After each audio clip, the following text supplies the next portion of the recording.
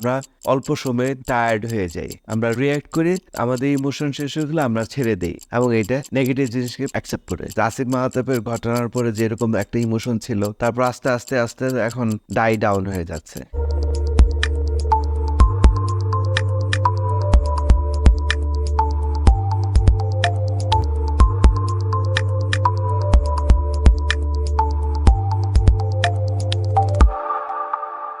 আসলে যে LGBT movement world wide, এটা একটা কন্টিনিউয়াস প্রসেস।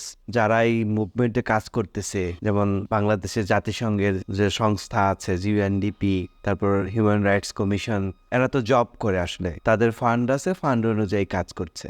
আর এখানে কোনো তাড়াহুড়া নাই, গ্র্যাজুয়াল প্রসেস। এবং দেখা যাচ্ছে যে 2000 সালের পর থেকে ওয়ার্ল্ডে এই জিনিসটা খুব আলোচনা আসতে থাকে। 2010-এর পরে বেগবান হয়, আর কোভিডের সময় এটা অনেক বেশি। তো যার ফলে হয়েছে যে অলরেডি এটার গ্রোথ এমন হয়েছে, এটা সিস্টেমের অংশ হয়ে গেছে। যেমন ধরেন আজকে আমি বাংলাদেশের বিভিন্ন পলিসি পড়তেছিলাম, যে এগুলোর সাথে ইউএন বা বিভিন্ন বিদেশি সংস্থা জড়িত। দেখা গেল 30 বছর প্ল্যান, 40 বছর প্ল্যান আছে পলিসির, শব্দের মারপেজ দিয়ে ওগুলো ঢুকাই দেওয়া হয়েছে। এখন এগুলো নিয়ে কোনো আলোচনা হবে না, কিন্তু গ্রাজুয়ালি আস্তে আস্তে 10-15 বছর পর আস্তে আস্তে এগুলো মেইন স্ট্রিমিং হবে।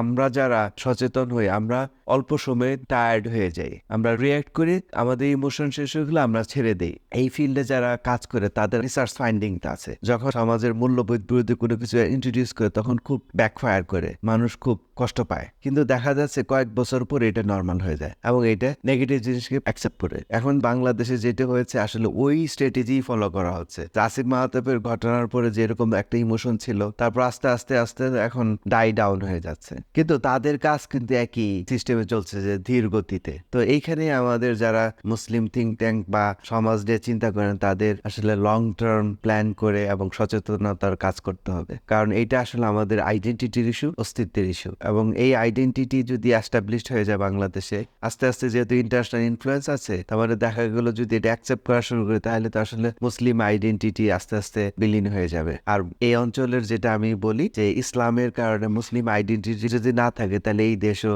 অস্তিত্ব বিপন্ন হতে পারে। তো সেই জন্য এটা শুধু ধর্মীয় ইস্যু না, এটা আমাদের সার্বভৌমত্বের ইস্যু, প্লাস এটা সামাজিক মূল্যবোধের ইস্যু। এমনি অনেক প্রবলেম, আবার নতুন কেন প্রবলেম নিয়ে আসবো, এই চিন্তাটা আসলে পলিসি মেকার বা সমাজের যে নেতৃস্থানীয় তাদেরকে বোঝা দরকার। কিন্তু কেন জানি আমাদের দেশে এই জিনিসগুলো বুঝতেছে না। তবে আমি ইয়াং প্রজন্ম যারা আছে তাদের কাছে মেসেজ দিতে চাই, একটা সুন্দর সমাজ গঠনের জন্য আসলে সামাজিক যে মূল্যবোধ, ধর্মীয় মূল্যবোধ, নীতি নৈতিকতা আঁকড়ে ধরতে হবে। তাইলে আমাদের আত্মবিশ্বাস তৈরি হবে, আমাদের আইডেন্টিটি স্ট্রং হবে।